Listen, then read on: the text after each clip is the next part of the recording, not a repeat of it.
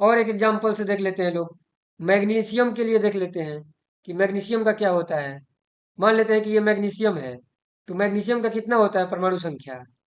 12। ये यहाँ पे रहता है 26। तो इसमें इलेक्ट्रॉन भी कितना हो जाएगा? 12। प्रोटॉन भी कितना रहेगा? 12। और न्यूट्रॉन कितना रहेगा? ये 24 होता है ना, 26 नहीं। 24 - 12 करेंगे, 12 ही रहेगा। इसका क्या बनेगा? KLm 282। अब इसके केस में क्या क्या हो सकता है? पहला केस ये हो सकता है कि ये कितना छोड़ दे, केवल 2 इलेक्ट्रॉन को अगर छोड़ देगा तो क्या बना देगा? 2 और 8 बना देगा KL में, और मैग्नीशियम 2+ बन जाएगा।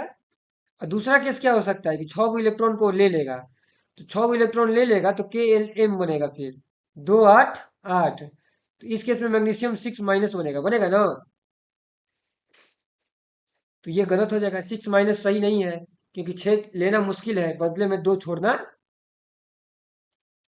आसान है कि नहीं? तो इसलिए मैंने बोला कि 1 2 3 ये रहेगा तो क्या होगा? छोड़ेगा और प्लस बन जाएगा, जितना छोड़ेगा उतना प्लस। 4 का बात हम नहीं कर रहे हैं, 4 अलग बात होता है। इसके बाद 5 6 7 ये रहेगा तो क्या होगा? लेगा, लेगा इलेक्ट्रॉन लेगा और माइनस बन जाएगा, है ना?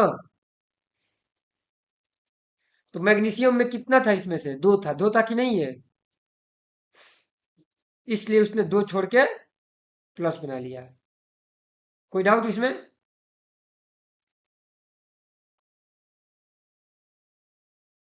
नहीं ना? कोई डाउट है तो बताओ, यहाँ तक से कोई डाउट है तो सोचो लोग 1 मिनट, नहीं तो फिर आगे चलते हैं लोग। यही था इलेक्ट्रॉनिक विन्यास का बात, हमने पूरा पिछले क्लास में पढ़ लिया था। अंत में 2 अथवा 8 करने के लिए ही सारी अभिक्रियाएं होती हैं। इसके अलावा अभिक्रियाओं का कोई मकसद नहीं है। जो भी इलेक्ट्रॉन को छोड़ा जाता है अथवा लिया जाता है, उसके पीछे क्या कारण है? अंत में कितने इलेक्ट्रॉन हो जाए? 2 या 8। ऐसा ऐसा एग्जाम्पल बताओ जिसके अंत में 2 इलेक्ट्रॉन रहता है, कौन कौन से तत्व हैं बताओ?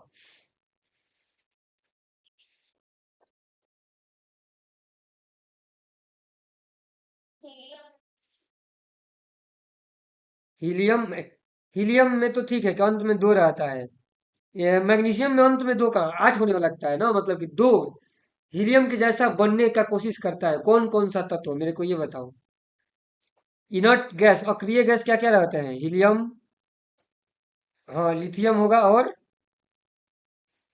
हाइड्रोजन हो जाएगा, यही ना? हाइड्रोजन भी हो जाएगा और लिथियम भी हो जाएगा। लिथियम कैसा आयन बनता है बताओ?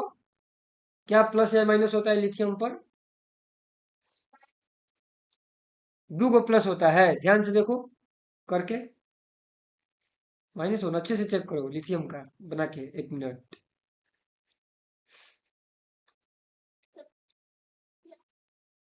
+1 होगा, एक छोड़ेगा, ठीक है। इसके पास 3 इलेक्ट्रॉन रहता है, तो 3 इलेक्ट्रॉन रहता है, तो एक को छोड़ के +1 हो जाएगा इस पे। और 2 गो इलेक्ट्रॉन के साथ किसके जैसा बन जाएगा? हीलियम जैसा बन जाएगा। बात समझ में आया ना? इसमें कोई डाउट? ठीक है। लिथियम जो है, लिथियम के पास कुल कितना इलेक्ट्रॉन रहता है? 3 इलेक्ट्रॉन रहता है ना? तो एल, के में 2 गो इलेक्ट्रॉन रहेगा, और एल में कितना इलेक्ट्रॉन रहेगा? 1।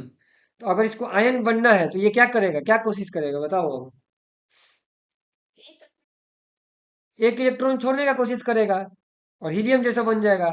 नहीं तो बदले में इसको कितना इलेक्ट्रॉन लेना पड़ेगा? 7 लेके फिर बनेगा नियोन जैसा, तो वो मुश्किल है कि नहीं? कभी ये 7 इलेक्ट्रॉन लेना चाहेगा कि अपना एक दे देना इसके लिए आसान है? एक दे देना आसान है, तो इसलिए अपना ये एक छोड़ देगा। बात समझ में आया? बोलो। ठीक है। अब दूसरा चीज देख लेते हैं जो कि एकदम नॉर्मल नॉर्मल चीज है, इसमें कोई एज सच चीजें हैं नहीं। हमने बात किया था समस्थानिक होते हैं। समस्थानिक क्या होते हैं? ऐसे हमने ये अभी तक ध्यान दिया है कि परमाणु, जो भी परमाणु होते हैं, हाँ, तो हमने अभी तक क्या बात किया था कि जो भी परमाणु होते हैं, परमाणु में तीन कण होते हैं, क्या क्या? इलेक्ट्रॉन जो कि ऋणावेशित होता है, प्रोटॉन जो कि धनावेशित होता है, और न्यूट्रॉन जो कि उदासीन होता है। अगर हम भार का बात करेंगे तो प्रोटॉन का जो मास है, द्रव्यमान है, वो लगभग लगभग किसके बराबर होता है? न्यूट्रॉन के भी मास के। जबकि इलेक्ट्रॉन का जो द्रव्यमान है वो क्या होता है? प्रोटॉन के द्रव्यमान के 1000 से भी कम हिस्सा होता है, 1000 या, हाँ, तो मतलब कि बहुत कम होता है, ये हमने देखा था ना। और मेनली तीन ही ये होते हैं, ये हम लोग को पता है। अब हुआ क्या, जब वैज्ञानिकों ने परमाणुओं की खोज कर रहे थे लोग, तो उन्होंने देखा कि कुछ ऐसे परमाणु दिखाई दिए। मान लेते हैं कि एक परमाणु है P1 और एक परमाणु है P2, एक और परमाणु ले लेते हैं P3। तीन उनको परमाणु दिखा। तीनों परमाणु में प्रोटॉन की संख्या कितनी थी? तीनों में प्रोटॉन, इलेक्ट्रॉन, न्यूट्रॉन की संख्या देखा जाएगा, ठीक है? तीनों में किसकी किसकी संख्या देखा जाएगा? प्रोटॉन, इलेक्ट्रॉन और न्यूट्रॉन का, ठीक है?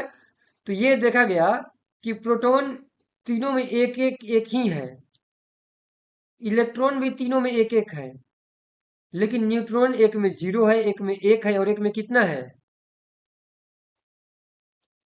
दो है। तो अब वैज्ञानिकों को ये सोचने लगे लोग कि ऐसा अगर अब तत्व आएगा तो उनको कैसे रखेंगे, क्या इनको अलग अलग परमाणु बोलेंगे या फिर क्या बोलेंगे इनको? क्योंकि देखने पे तो अंतर है ना। एक परमाणु ऐसा है जिसमें सिर्फ कितना इलेक्ट्रॉन है? सिर्फ प्रोटॉन और इलेक्ट्रॉन है एक एक। जबकि दूसरा P2 परमाणु में क्या है कि प्रोटॉन, इलेक्ट्रॉन और एक न्यूट्रॉन भी आ गया, और दूसरा में दो गो न्यूट्रॉन आ गया, आया ना? बोलो। अगर हम भार का बात करेंगे कि भार, परमाणु भार, इसको किस चीज से दिखाते हैं? ए से ना। तो ए से बात करेंगे तो P1 का भार कितना होगा? एक होगा, सिर्फ प्रोटॉन को देखा गया। और P2 का भार कितना होगा? क्यों एक होगा? प्रोटॉन और न्यूट्रॉन दोनों को न जोड़ते हैं। किसी परमाणु का द्रव्यमान निकालने के लिए किसको किसको जोड़ते हैं? प्रोटॉन और न्यूट्रॉन को। इलेक्ट्रॉन हल्का रहता है तो उसको नहीं जोड़ते हैं, तो P2 का भार कितना होगा? दो होगा। और P3 का कितना होगा? तीन होगा। तो ये हो जाएगा, मतलब कि यहाँ पर क्या हुआ, और तीनों के लिए परमाणु संख्या क्या हो गया? परमाणु संख्या किस पे डिपेंड करता है? तत्व के परमाणु में परमाणु संख्या, परमाणु के अंदर किस कण के संख्या पर निर्भर करता है परमाणु संख्या? प्रोटॉन, मेनली प्रोटॉन, इलेक्ट्रॉन भी नहीं। प्रोटॉन की संख्या पर। इलेक्ट्रॉन तो कम ज्यादा हो सकता है ना। जैसे कि एल्युमिनियम है, तो एल्युमिनियम का हमने 13 लिखा, तो इसमें 13 प्रोटॉन भी है, 13 इलेक्ट्रॉन भी है। लेकिन यही एल्युमिनियम जब आयन बन गया 3 + 3 इलेक्ट्रॉन छोड़ के, तो अभी भी इसमें 13 प्रोटॉन है, लेकिन इलेक्ट्रॉन सिर्फ कितना है? 10 हो गया। तो क्या बोलोगे, इसका परमाणु संख्या बदल गया एल्युमिनियम 3+ का?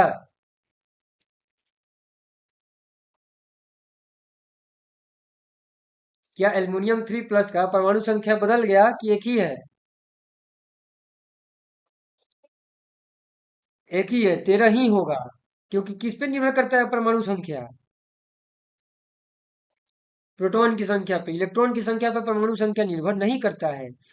तो उसी प्रकार से यहाँ पे अगर हम देखें, तीन तीन तत्व है, तीन तत्व के तीन परमाणु है, P1, P2, P3। इन तीनों में न्यूट्रॉन की संख्या अलग अलग है। एक में जीरो है, एक में एक है, एक में दो है। लेकिन तीनों में प्रोटॉन की संख्या बराबर है, 1 1 1, है ना? तो वैज्ञानिकों ने इसी प्रकार के तत्व को क्या बोला?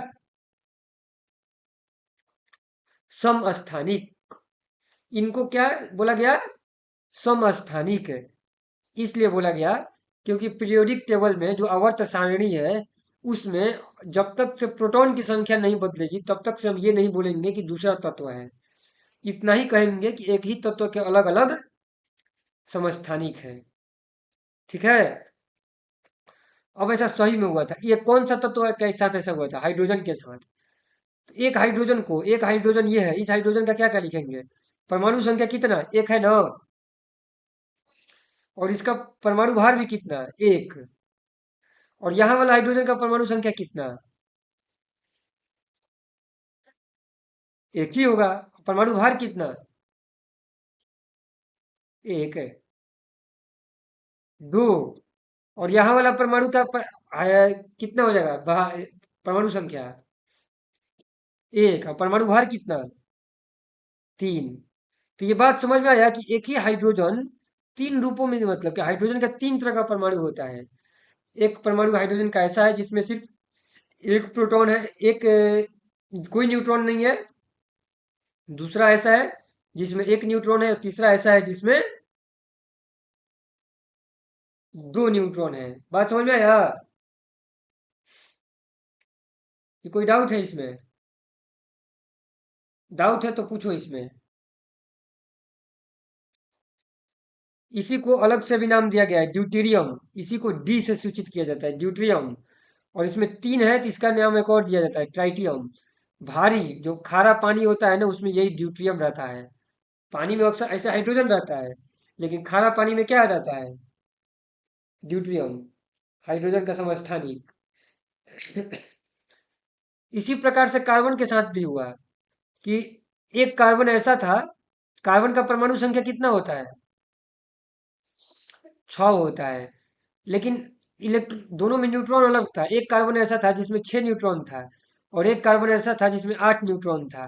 तो जिसमें 6 न्यूट्रॉन था, ऐसा कार्बन का परमाणु द्रव्यमान कितना होगा? 12। और जिसमें 8 न्यूट्रॉन था, उसका परमाणु द्रव्यमान कितना होगा? 14। तो बात समझ में आया? तो ये दोनों समस्थानिक हो गए, 12 और 14। ऐसे ही कोलिन के साथ भी होता है। कोलिन का परमाणु संख्या फिक्स रहता है, कितना? 17। लेकिन इसका अगर हम ये देखते हैं कि इसमें न्यूट्रॉन कितना, तो एक कोलिन ऐसा होता है जिसमें कि 18 न्यूट्रॉन न्यूट्रॉन रहता है। और एक कोलिन ऐसा रहता है जिसमें कि 20 रहता है। कितना रहता है? 20।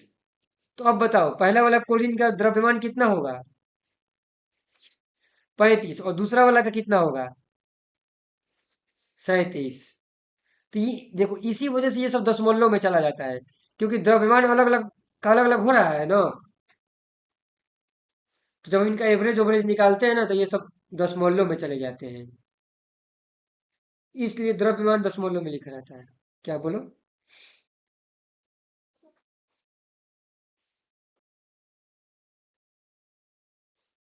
ये हमको कैसे मालूम चला इस पे नहीं डिपेंड करता, ये वैज्ञानिकों ने खोज कर करके देखा है। तो जस्ट मैं किताब में ये सब चीजें हैं तो मैं बता रहा हूँ कि किसी में कोई ऐसा होता है जिसमें कि 18 रहता है, कोई ऐसा है जिसमें 20 रहता है। ठीक है। ये वैज्ञानिकों ने एक्सपेरिमेंट करके बताया है। ये नहीं कि मैं सीधे देख के बता रहा हूँ। इसमें कोई समझदारी वाला बात नहीं है, बस इतना समझदारी वाला बात रखना है इसमें कि ऐसे ऐसे परमाणु हो सकते हैं जिनमें परमाणु की संख्या, मतलब प्रोटॉन की संख्या सेम रहती है, लेकिन न्यूट्रॉन की संख्या क्या हो जाती है? बदल जाती है।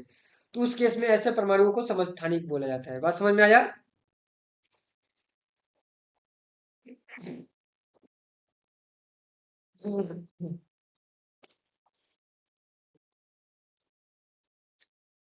ये याद करने वाला चीज नहीं है बिल्कुल भी, कि हमको याद करने के लिए ऐसा बोला जाएगा। सिंपल ये ऑब्जर्वेशन है। वैज्ञानिक लोग क्या करते हैं कि तत्वों के, परमाणुओं को अथवा भिन्न भिन्न प्रकार के परमाणुओं के क्या करते रहते हैं? खोज करते रहते हैं। उनके भीतर कितना कितना प्रोटॉन है, इलेक्ट्रॉन है, न्यूट्रॉन है, सबका पता लगाते रहते हैं। ये पता लगाने का विधि है, नियम होता है। तुम लोगों को वो नहीं पढ़ना है। स्पेक्ट्रम बनाया जाता है, स्पेक्ट्रम से ये सब चीज पता चल जाता है। नहीं तो सोचो तो, वैज्ञानिकों को आखिर ये चीज कैसे पता चल रही है? एक तो इतना छोटा, हम लोग को अपने बाल के बारे में पता नहीं चलता है ना। और ये बाल से भी कितना गुना छोटा होगा, है कि नहीं परमाणु? और फिर भी वैज्ञानिकों को पता चल जा रहा है कि उसमें कितना इलेक्ट्रॉन है, कितना प्रोटॉन है, कितना न्यूट्रॉन है। कैसे? तो एक्सपेरिमेंट होता है जिससे पता चलता है। कैसे? रदरफोर्ड को पता चल गया था एक्सपेरिमेंट करके, जब सोना के पत्ती पे कौन सा चीज फेंके थे? अल्फा किरण। अल्फा किरण क्या होता है?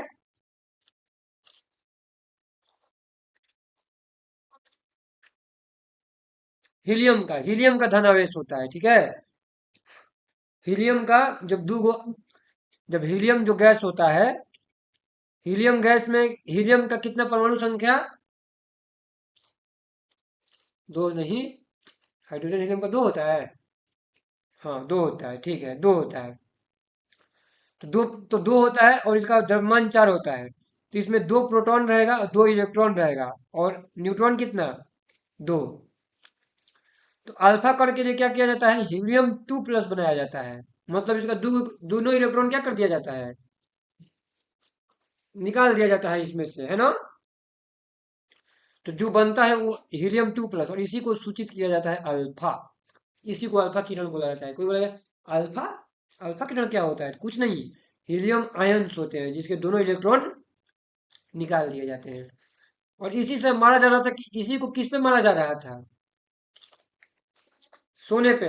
और हम लोगों ने देखा था कौन भारी है, हीलियम 2+ की सोना? सोना। बताया था मैंने कि सोना ट्रक होता है। अगर पीरियोडिक टेबल में देखना सोना का कितना होता है, इसका तो चार ही है ना द्रव्यमान। उसका पता नहीं कितना, 90 के आसपास होता है सोना का। 196 होता है, वही मेरे को याद नहीं है, देख लेना लोग। तो ट्रक के बराबर है इसका एक परमाणु। बेचारा चार ही भारी है और वो 196 है। समझ में आया ना? हम्म। ठीक है। तो ये समस्थानिक समझ में आ गया।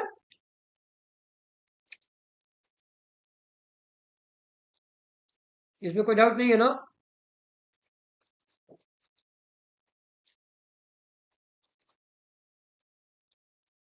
बोलो। ठीक है। अब इसमें क्या रहता है, जैसे कि यूरेनियम है, अलग अलग समस्थानिकों का अलग अलग काम रहता है। जैसे कि ये नहीं है कि आमतौर पे कार्बन 12 पाया जाता है वातावरण में। लेकिन कार्बन 14 भी कहीं कहीं पाया जाता है। इसकी मात्रा कम रहती है। प्रकृति में कितनी किसकी मात्रा है उसके आधार पे ही परसेंटेज वगैरह निकाल के द्रव्यमान निकाला जाता है, एवरेज। समझ में आ रहा है बात है? ज्यादा अब इस पे नहीं ये करना है। और बाकी यूरेनियम का समस्थानिक होता है जिसका प्रयोग किया जाता है। यूरेनियम का प्रयोग कहाँ किया जाता है? बम बनाने में। कैंसर बनाने में कौन सा तत्व का प्रयोग किया जाता है कैंसर का उपचार करने के लिए? कोबाल्ट। एक होता है घेंगा रोग। घेंगा रोग जब गला गला में हो जाता है उसमें कौन सा तत्व का प्रयोग करते हैं? आयोडीन का समस्थानिक। तो सब आयोडीन का समस्थानिक का प्रयोग होता है घेंगा रोग में। कोबाल्ट का प्रयोग होता है कैंसर के उपचार में। परमाणु बम बनाने के लिए प्रयोग होता है यूरेनियम का। बात समझ में आया ना?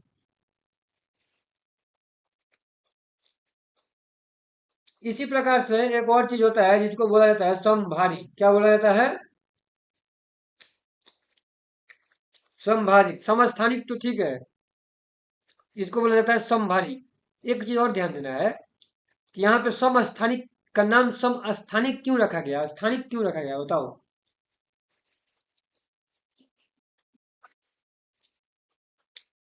हाँ, परमाणु संख्या बराबर है। यानी कि जो हम पीरियोडिक टेबल देख रहे थे ना,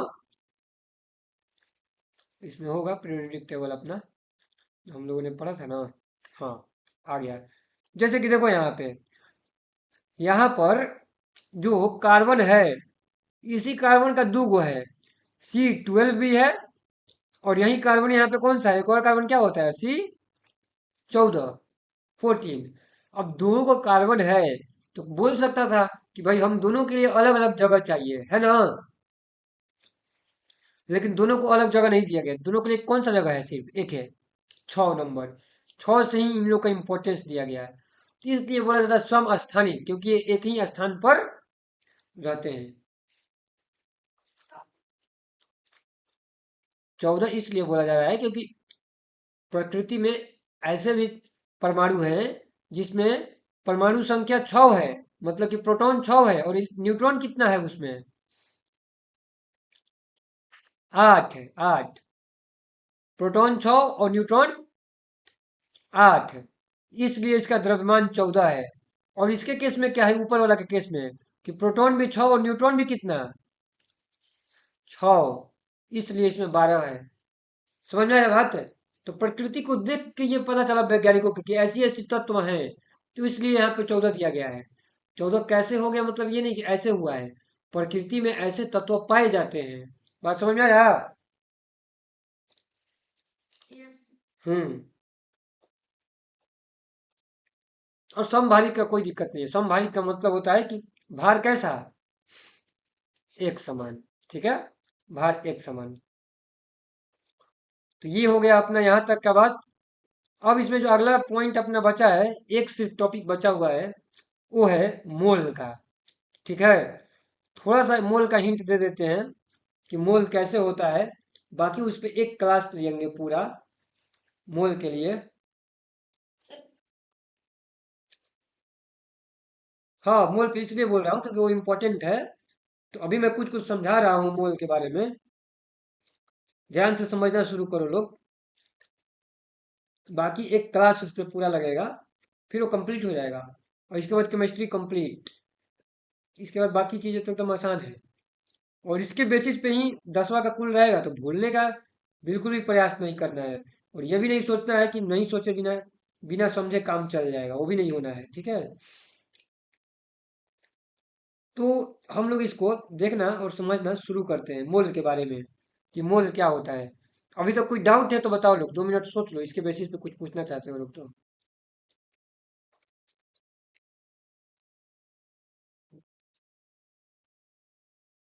कोई डाउट है क्या?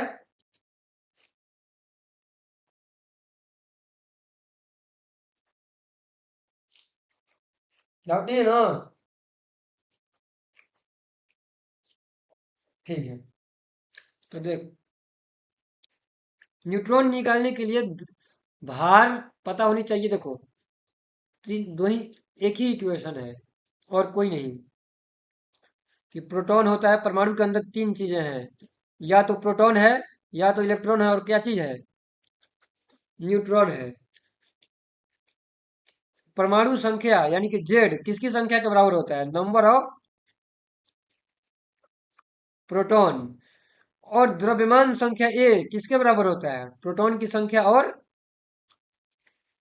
न्यूट्रॉन की संख्या। तो न्यूट्रॉन निकालने के लिए क्या करना पड़ेगा, न्यूट्रॉन निकालने के लिए द्रव्यमान पता होना चाहिए, और द्रव्यमान में से क्या चीज घटा देंगे, प्रोटॉन की संख्या घटा देंगे, है ना? ए माइनस पी कर देंगे, पता चल जाएगा न्यूट्रॉन। और अगर मान लेते हैं कि कहीं प्रोटॉन और न्यूट्रॉन दिया है, तो क्या निकाल लेंगे जोड़ के, द्रव्यमान। तो बस इतना सिंपल सा नियम, एक ही इक्वेशन ही होता है और कोई नहीं। कोई ना कोई तुमको दिया रहेगा इनमें से दो, और तीसरा निकालना होगा, तो नहीं निकल जाएगा, निकल जाएगा। और इलेक्ट्रॉन प्रोटॉन के बराबर रहता है आमतौर पर, जब तक कि वो चीज क्या ना बन जाए, तत्व, आयन न बन जाए। आयन में प्रोटॉन और इलेक्ट्रॉन बराबर रहता है क्या, नहीं रहता है, आयन में बराबर नहीं रहता है, नहीं तो ऐसे बराबर ही रहता है। ठीक है,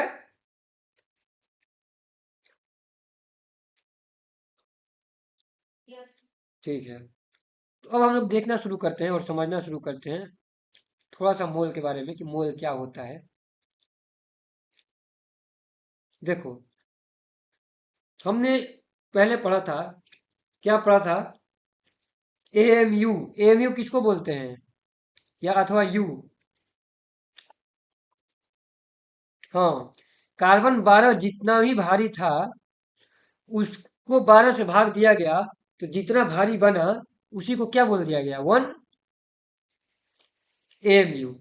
और इसी के आधार पे हमने सारा चीज को नाम दिया, 1 एएमयू चाहे 1 यू बोला गया, एटॉमिक मास यूनिट या यूनिफाइड मास, ये बोला गया।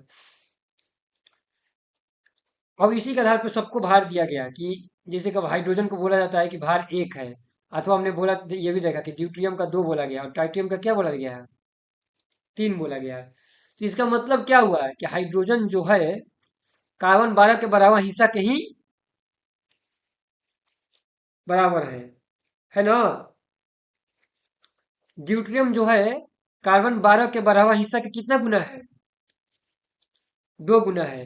ट्राइटियम जो है कार्बन 12 के बराबर हिस्सा का कितना गुना है? 3 गुना।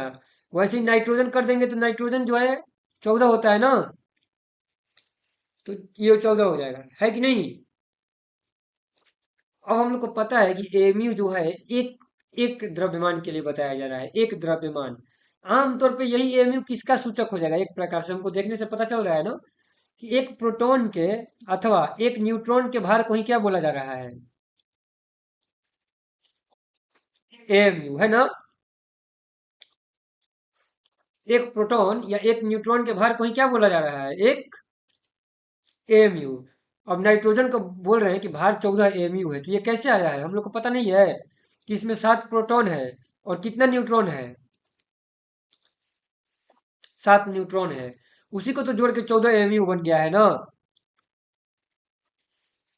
तो इसका मतलब क्या हुआ कि एक प्रोटॉन के भार को एक एमयू बोलते हैं, अथवा एक न्यूट्रॉन के भार को भी क्या बोलते हैं? एक एएमयू बोलते हैं। वैसे परिभाषा प्रोटॉन न्यूट्रॉन पे नहीं दिया गया है, किस पर दिया गया है? कार्बन 12 के 12वें भाग पे। लेकिन हमको पता चल रहा है कि प्रोटॉन और न्यूट्रॉन का जो भार होता है ना, उसी को क्या बोला जाता है? एक एएमयू। और एक प्रोटॉन और एक न्यूट्रॉन का भार अलग अलग होता है कि लगभग लगभग बराबर? बराबर। इसीलिए बोला जा रहा है कि एक एएमयू। बात समझ में आया ना? अब बताओ हमको कि एक एएमयू बहुत भारी चीज है कि बहुत हल्का चीज है? बहुत हल्का चीज है। एक परमाणु के एक इलेक्ट्रॉन, प्रोटॉन, इलेक्ट्रॉन तो नहीं, एक प्रोटॉन का भार है ना?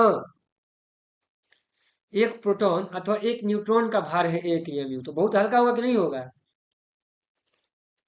होगा ही। हाँ। अब ध्यान से देखना है हम लोगों को। क्या चीज नहीं आया समझ में, बोलो।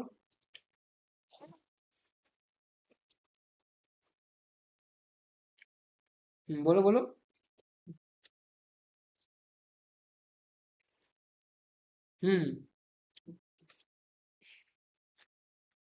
7 बराबर कैसे एक एमयू हो जाएगा? प्रोटॉन की संख्या 7 है और न्यूट्रॉन की संख्या कितनी? 7 है। तो जोड़ के इसका द्रव्यमान संख्या हम लोग कितना बोलते हैं? 14। तो 14 एमयू हो गया ना ये, इसका भार। नहीं, प्रोटॉन बराबर, हम बोले थे एक प्रोटॉन का भार और एक न्यूट्रॉन का भार एक एमयू के भार के बराबर होता है। एक एमयू में जितना भार होता है उसी भार को एक प्रोटॉन का भार अथवा एक न्यूट्रॉन का भार बोला जाता है। हाँ। इसीलिए जब यहाँ पे 14 एमयू लिखे हैं, इसका मतलब क्या हुआ इसमें कि 14 वो कार्बन 12 के बराबर हिस्सा के गुना है, 14 गुना है। अथवा बोल सकते हैं कि एक प्रोटॉन का जितना भार होता है उसके कितना गुना है? 14 गुना है। अथवा ये भी बोल सकते हैं कि एक न्यूट्रॉन का जितना भार होता है उसका कितना गुना है? 14 गुना है। लेकिन हमको पता है ना कि 14 एमयू में वास्तव में कितना कितना है? 7 गो प्रोटॉन है, 7 गो न्यूट्रॉन है। एक एमयू जितना भार को दिखाता है, वो भार लगभग लगभग प्रोटॉन के भार अथवा न्यूट्रॉन के भार के ही बराबर होता है ना? ये नहीं कि 7 गो प्रोटॉन एक एमयू हो जाएगा, नहीं। 7 गो प्रोटॉन है तो कई गो एमयू होगा? 7 गो एमयू होगा। 7 गो न्यूट्रॉन है तो कई गो एमयू होगा? 7 गो एमयू होगा। इसीलिए सात सात जोड़ के कुल नाइट्रोजन का कई गो एमयू हो गया? 14 गो एमयू हो गया, है कि नहीं? है ना? हम्म।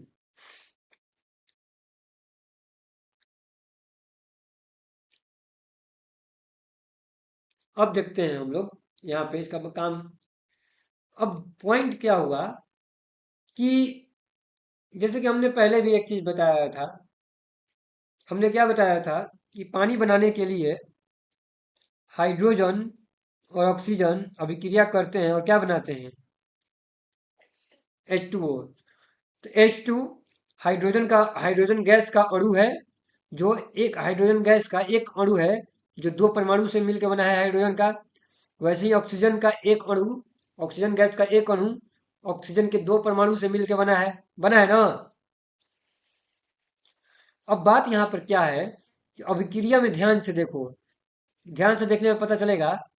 अब अभिक्रिया में डाल्टन का नियम जो था कि परमाणु नष्ट नहीं होता है कि हो जाता है, नहीं होता है। जितना परमाणु पहले रहना चाहिए उतना ही परमाणु बाद में भी रहना चाहिए। तो हमको यहाँ पे दिखाई दे रहा है कि हाइड्रोजन इधर दो गो है, और अभिक्रिया के बाद भी हाइड्रोजन कई गो है? दो गो है। पानी के अणु में दोनों हाइड्रोजन है ना, कोई दिक्कत नहीं है। लेकिन ऑक्सीजन का दिक्कत है कि नहीं, ऑक्सीजन के इधर दो गो है और इधर कई गो है? एक ही है, पानी के अणु में तो एक ही है। एक ऑक्सीजन नष्ट हो गया तब तो,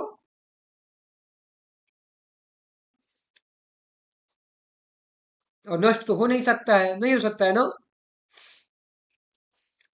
नहीं हो सकता है। तो कहाँ चला गया वो ऑक्सीजन? तो बात ऐसा होता है कि ऐसे कभी रिएक्शन होता ही नहीं है। रिएक्शन को हमेशा क्या करना पड़ता है, अभिक्रिया को बैलेंस करना पड़ता है। क्या करना पड़ता है अभिक्रिया को? बैलेंस। बैलेंस करना सिखाया जाएगा कि अभिक्रिया को कैसे बैलेंस किया जाता है। 10वां का पहला चैप्टर में केमिस्ट्री के, कि अभिक्रिया को बैलेंस कैसे करते हैं। अब भी जस्ट मैं लिख कर दे रहा हूँ बैलेंस, तुमको पता चल जाएगा। बैलेंस करने के लिए क्या करेंगे, यहाँ भी दो लिख देंगे, यहाँ भी दो लिख देंगे। अब देखो, हाइड्रोजन कई गो है कुल मिला के? दो अणु है। तो हाइड्रोजन का कई गो परमाणु है स्टार्टिंग में अभिक्रिया से पहले? चार गो है ना। और ऑक्सीजन का कई गो परमाणु है अभिक्रिया से पहले? दो गो ना। तो यहाँ अब पानी में भी देखो, पानी में भी हाइड्रोजन का कई गो परमाणु है? चार गो ना। एगो एगो अणु में, पानी के एक अणु में दो गो हाइड्रोजन था। अब पानी का यहाँ पे कई गो अणु है? दो गो अणु है। तो कुल कितना पानी का हाइड्रोजन का परमाणु हो जाएगा? चार गो हो जाएगा। और ऑक्सीजन का कई गो हो जाएगा? दो गो। तो अब बराबर हो गया। अभिक्रिया के पहले जितना हाइड्रोजन और ऑक्सीजन था, अभिक्रिया के बाद भी उतना ही हाइड्रोजन और ऑक्सीजन है। यानी कि परमाणु नष्ट नहीं हुआ। चार परमाणु, चार हाइड्रोजन का परमाणु पहले था, अभिक्रिया के बाद भी चार परमाणु है। अभिक्रिया से पहले दो गो ऑक्सीजन का परमाणु था, अभिक्रिया के बाद भी ऑक्सीजन का दो गो परमाणु है। है कि नहीं? बैलेंस करना है कुछ भी करके, उसको बताएंगे अभी। 10वां क्लास के शुरुआत में वो आता है। एक मिनट रुक जाओ। हेलो। हाँ,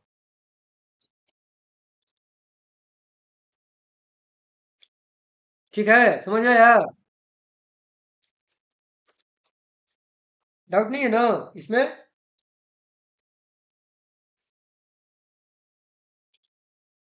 कहाँ पर? अभिक्रिया के बाद ऑक्सीजन का दो गो परमाणु है, कैसे, ध्यान दो। H2O का मतलब क्या होता है? H2O पानी का एक अणु होता है ना। H2O पानी का एक अणु होता है। यहाँ पे कुछ भी नंबर नहीं लिखा रहता है, तो बाई डिफॉल्ट कितना नंबर लिखा हुआ है? एक। तो ये एक लिखा हुआ नहीं रहता, ऐसे ही रहता है। तो ये H2O का एक अणु है, पानी का एक अणु है। तो इसमें कितना परमाणु है पानी हाइड्रोजन का? दो गो। और ऑक्सीजन का कई गो है? ऑक्सीजन का एक है। अब मान लो कि यहाँ पे हम आए और लिख दिए हमको पानी का 8 गो अणु चाहिए, तो इसको कैसे सूचित करेंगे? ऐसे करेंगे ना। अब बताओ इसमें हाइड्रोजन का कितना परमाणु है? 8 गो ले लिए तो है 16। हाइड्रोजन का 16 और ऑक्सीजन का कई गो? एक कैसे? कैसे दो?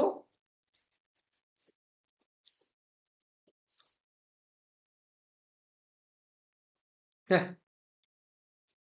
देखो ध्यान दो, उल्टा पुल्टा बात कर रहे हैं ये लोग। यहाँ पे जब हम लोग 8 हो जाएगा, सिंपल सा तरीका बता रहे हैं। पहले वाला जो तरीका एग्जाम्पल हम शुरू में बताए थे, एक गाड़ी बनाने के लिए, एक गाड़ी बनाने के लिए क्या क्या चाहिए? चार चक्का चाहिए होता है, और हैंडल का वो चाहिए होता है एक। और ये वैन है, ये वैन का सूत्र हो गया कि एक वैन के सूत्र में चार गो चक्का, सी से व्हील लिख देते हैं या डब्ल्यू कर देते हैं, व्हील। चार गो व्हील और एक गो हैंडल। और यहाँ पे एक वैन के जगह पे कार लिख देते हैं, एक कार है। ठीक है। अब एक, अगर मान लेते हैं कि हमको 5 गो कार चाहिए, तो हम ऐसे लिखेंगे यहाँ पे, चाहे 6 गो कार चाहिए तो हम 6W4 और H1 करना पड़ेगा। बोलो, अब इसमें बताओ कई गो चक्का है? 6 गो कार हो गया तो 24 गो चक्का है, और हैंडल कई गो है? 6 गो। तो वैसे ही पानी जो है ना, एक प्रकार से एक अणु हो गया, उसके अंदर एक अणु में 2 गो हाइड्रोजन है और 1 गो ऑक्सीजन है। बगल में जो 8 लगता है ना, ये सब पे गुना करता है, सब पर। इसके वाला पे भी गुना करेगा, इसके वाला पे भी अलग से गुना करेगा। ये पहले से 2 गो था, 8 दूनी 16 किया। ऑक्सीजन पहले से 1 गो था। और बताते हैं, कैल्शियम क्लोराइड एक फॉर्मूला होता है, CaCl2। चाहे और कोई दूसरा बताते हैं तुम लोग, हम लोग पढ़े थे ना, सल्फेट पढ़े थे ना, Al2SO4 3, ये होता है। चाहे इसको छोड़ देते हैं, AlCl3, इसका क्या नाम हो गया? Aluminium chloride.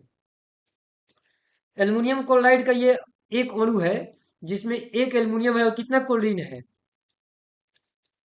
3। तो अगर मान लेते हैं कि इसका हम 4 गो लेते हैं, AlCl3, इसमें बताओ कई गो एल्युमिनियम रहेगा? 4 गो रहेगा। और क्लोरीन कई गो रहेगा? 12 गो रहेगा। बात समझ में आया कि नहीं आया अभी भी? आया। तो इस प्रकार से ये चीजें होती हैं, इसको अलग नहीं करना, ये पूरा एकदम साथ में है। और जब भी ऐसा न समझ में आए तो ऐसे ऐसे लिख दिया करो। AlCl3 है, AlCl3 को ऐसे भी लिख सकते हैं कि Al1Cl3। और पूरा डिटेल में लिखना है तो इधर भी एक लिख दिया करो। इधर वाला जो एक लिख रहे हैं, ये सब पे गुना हो रहा है, ऐसे ब्रैकेट बना सकते हो। समझ में आया? हाँ, ठीक है। तो ये यहाँ तक का अपना काम हो गया।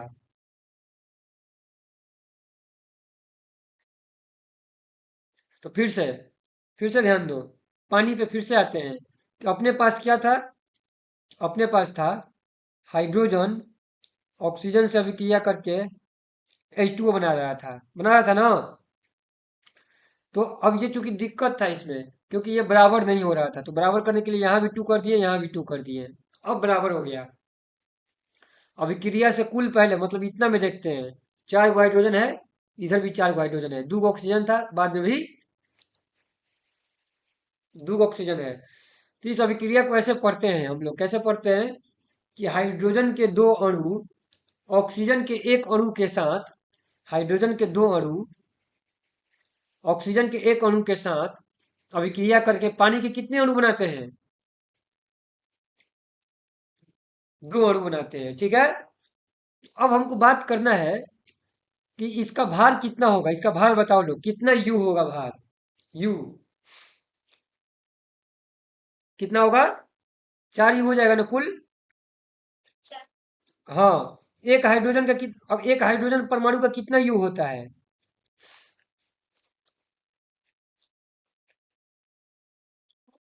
एक हाइड्रोजन परमाणु का भार कितना होता है? 1 यू होता है। एक हाइड्रोजन अणु का कितना होगा? 2 यू होगा। और ऊपर में 2 गो हाइड्रोजन अणु था, तो कितना हो गया कुल मिला के? 4 यू। इस ऑक्सीजन का बताओ कितना होगा?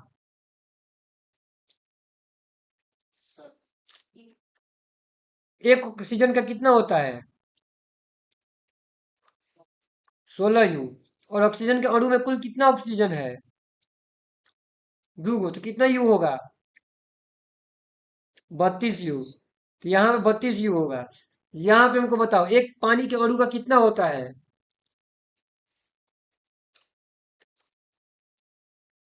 एक पानी के अणु का बताओ। 18 यू। तो 2 गो पानी के अणु का कितना होगा? 36 यू। तो देखो तो, 4 यू हमने हाइड्रोजन लिया था, और 32 यू क्या लिया था? ऑक्सीजन। 4 U हाइड्रोजन लिया था और 32 U क्या लिया था? ऑक्सीजन। तो कुल कितना U पानी बना?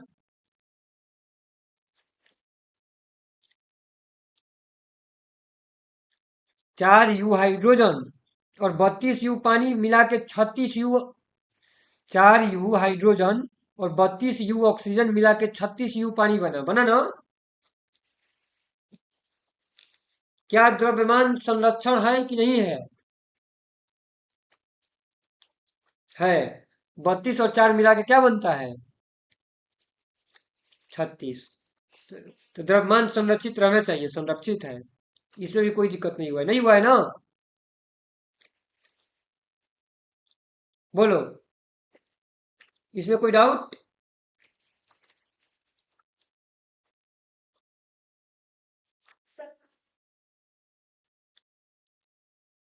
हाँ, रिकॉर्ड तो हो ही रहा है। आई होप कि कुछ गड़बड़ ना हो, पिछला बार वाला अच्छा से रिकॉर्ड नहीं हुआ था। पीछे के क्लास में हालांकि हमने केमिस्ट्री नहीं पढ़ा था, पारुल बोल रही थी रिकॉर्डिंग के लिए, हमने ऐसे ही मोबाइल के सिक्योरिटी और ये सब चीज़ पे बात किए थे।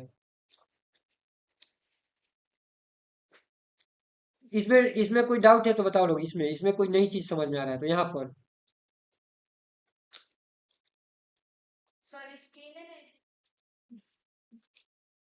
और किसी को?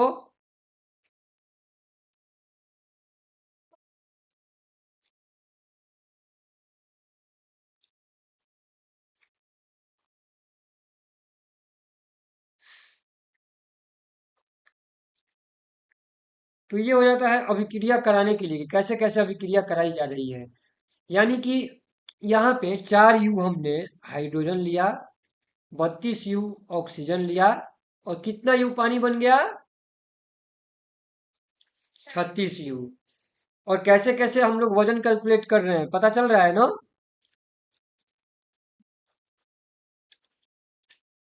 हाँ, बराबर तो करना ही है, वो तो है ही, गड़बड़ तो उसमें तो नहीं होना चाहिए। हम लोग अणु का कैसे कैसे वजन कैलकुलेट कर रहे हैं ये भी पता चल रहा है ना? जैसे कि मान लेते हैं कि CH4 है, एक गैस होता है CH4। इसका कितना होगा द्रव्यमान बताओ?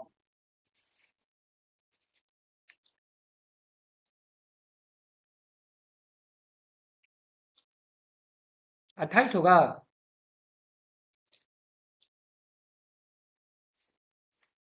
16। कार्बन का होगा 12 U, होगा ना? और हाइड्रोजन का 1 U होता है, लेकिन 4 गो हाइड्रोजन है। तो यहाँ पे 12 U और प्लस 4 U, कितना U हो जाएगा? 16 U। इसका नाम होता है मीथेन। इसका क्या नाम होता है? मीथेन। अब इसी को अगर हम कोई आके बोलेगा कि भाई हमको 6 गो मीथेन का अणु चाहिए, तो कुल कितना यू हो जाएगा, क्या करेंगे? 6 गुना कितना करेंगे? 16 यू कितना हो जाएगा, कितना यू हो जाएगा? 16 से 64 होता है कि 96 होता है? पता नहीं।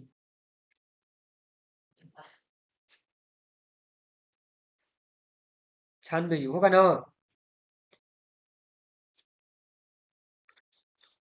कार्बन डाइऑक्साइड का बताओ कितना होगा? कार्बन डाइऑक्साइड के एक अणु का भार।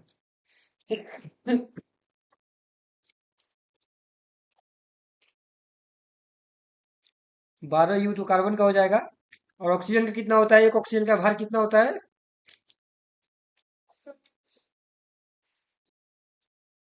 तो कितना हो जाएगा? 12 यू प्लस 32 यू, कितना यू हो जाएगा?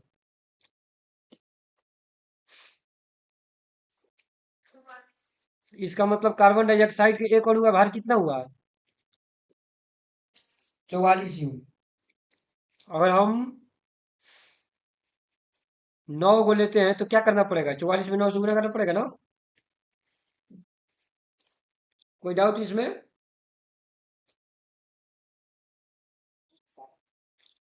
इस प्रकार से कैलकुलेट करते आना चाहिए। हमने अगर यहाँ पे 9CO2 लिखा है, इसका मतलब क्या हुआ? कार्बन का वो आ गया है 9 गो, ऑक्सीजन का वो आ गया है 18 गो, है ना?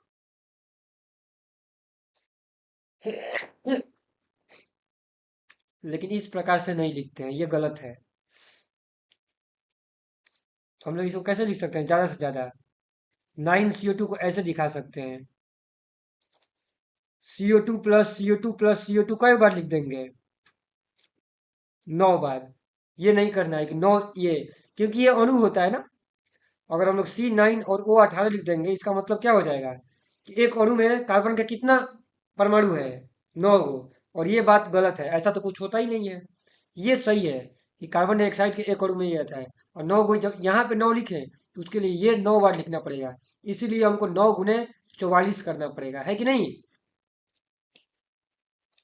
इसमें कोई डाउट?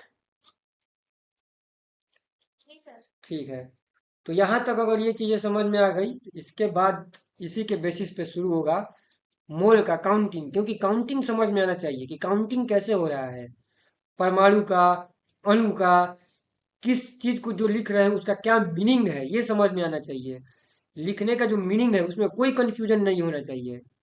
अणु को लिखा जा रहा है, जो बगल में लिखा रहता है, जो गुणांक होता है, जो सूत्र, किसी भी अणु का सूत्र होता है, और सूत्र के जो बायां साइड में लिखा रहता है वो क्या लिखा रहता है? यहाँ पे सूत्र रहता है। और सूत्र के बगल में जो गुणांक रहता है, ये क्या बताता है? एक प्रकार से इसका संख्या पूरा पूरा का, है ना। एग्जाम्पल के लिए ध्यान रख लेना है कि ये कार है, तो कार में 4 गो व्हील है और 1 गो हैंडल है। इसी के आधार पर अणु बनता है। कि पानी है भाई, वाटर है, तो वाटर बनाने के लिए H2 और O होता है, कि 2 हाइड्रोजन और 1 गो ऑक्सीजन। तो अगर 2 गो कार करना पड़ेगा तो व्हील को बढ़ाना पड़ेगा। अगर हम 2C करना चाहते हैं, 2 गो कार, तो हम लोग क्या करेंगे? W4H1, अब फिर से W4H1, है कि नहीं? इस हिसाब से इसको समझना है। कंपैरिजन करने के लिए बता रहा हूँ, क्योंकि जो चीजें दिखाई नहीं देती है ना, उसको ऐसे ही कंपैरिजन करके पढ़ा जाता है। जो चीजें दिखाई दे रही है उसके माध्यम से जो चीजें दिखाई नहीं देती है उसका अध्ययन किया जाता है। बात समझ में आया कि नहीं? हाँ। तो इस पे सोचो लोग, विचार करो लोग, फिर चीजें बताएंगे। बाकी जो क्वेश्चन था एक देख लेते हैं। क्वेश्चन में थी ये, अब ये इसमें कौन नंबर क्वेश्चन बोल रही थी पारुल? तीनों डाउट है। 15 नंबर देखो तो क्या 15 में दिक्कत है? 100 AMU हीलियम में परमाणुओं की संख्या क्या होगी? नीचे दिया भी है। एक हीलियम का परमाणु द्रव्यमान कितना होता है? 4 MU होता है। तो क्या करेंगे फिर? हो गया ना। 100 AMU एक प्रकार से हीलियम का पूरा लाया गया, देखा गया कि वो 100 AMU है। और हमको पहले से पता है कि एक हीलियम का कितना होता है, ना दिया रहता तो भी हमको याद था। भाग कर देंगे? नहीं कर देंगे? तो 15 हो गया। 16 नंबर बताएंगे, ये मोल के बाद समझ में आएगा। 14 भी मोल के बाद। हाँ, तो मोल वाला बताएंगे। 15 वाला तो क्लियर हो गया ना, इसमें मोल का भी कोई जरूरत नहीं है, सिंपल एमयू के बेसिस पर है। हाँ। और ये सोडियम क्लोराइड के एक नमूने में 2 ग्राम इतना, इस 2 ग्राम में इतना सोडियम इतना क्लोरीन, एक दूसरे नमूने में इतना ग्राम में इतना सोडियम इतना में, तो ये 14 में भी कोई मोल नहीं है। ये भी सिंपल सा चीज है। ये- इसको कोशिश करना, ठीक है, बना के मेरे को भेजना 14 नंबर पे, क्योंकि ये सिंपल ये चेक करने के लिए बोल रहा है कि क्या ये स्थिर अनुपात के नियम का पालन करते हैं कि नहीं करते हैं। ये मोल वाला ये भी नहीं है। मोल वाला सिर्फ 16 नंबर क्वेश्चन है। 14 नंबर क्वेश्चन सब कोई बना के मेरे को भेजेगा पर्सनली कि कैसे ये स्थिर अनुपात के नियम का पालन कर रहा है। नहीं बनेगा तो मैं कल बताऊंगा 14 नंबर। 16 नंबर मोल का है, ये मैं पढ़ाऊंगा फिर आएगा। और ये ग्लूकोज का नहीं बन जाएगा C6H12O6? सीधे सीधे हो जाएगा। क्या होगा बताओ मेरे को? C6H12O6 अभी बताओ। C6H12O6 बताओ, क्या क्या करना पड़ेगा? कार्बन का कितना होता है? हाँ, तो 12 AMU होता है, इंटू 6 करना पड़ेगा। हाइड्रोजन का कितना होता है? 1 MU इंटू 12। ऑक्सीजन का कितना होता है? 16 MU। 16 MU कितना हाइड्रोजन ऑक्सीजन का क्या चीज होता है? कौन से ऑक्सीजन का? परमाणु का कि अणु का? परमाणु का, क्योंकि ऑक्सीजन का अणु तो O2 होता है और O2 का कितना होता है 32 mu, क्योंकि 16 दूनी 32 करना पड़ेगा। तो 16 mu ध्यान रखना है, कोई पूछ भी सकता है 16 mu किस चीज का, पता चला यही भूल गए किस चीज का, वो भूलना नहीं है। तो यहाँ पे आ गया 62, ये 12 और ये 96 AMU, जोड़ के बता देंगे इतना आणविक द्रव्यमान हो गया AMU में, है ना। ग्राम में भी बताया जा सकता है लेकिन अभी AMU में बता रहे हैं लोग। ग्राम वाला और मोल वाला बात करेंगे, अभी ये स्टार्टिंग के लिए मैं बता दिया कि इतनी चीजें हैं। इसके बेसिस पे पहला नंबर क्वेश्चन का बना के भेजना लोग। बाकी आज के लिए हो गया, कल फिर आगे पढ़ेंगे, ठीक है। कोई अगर समस्या होता है, मेरे को इस समय थोड़ा सा काम ज़्यादा हो गया है ऑफिस में, कुछ दिक्कत की वजह से, तो हो सकता है अगर शाम में क्लास न लगेगा तो मैं 5:30 में अपना मैसेज कर दूंगा, ठीक है ना। 5:30 में जो मैं मैसेज डालता हूँ, अगर नहीं लगेगा क्लास तो मैं उसमें बता दूंगा।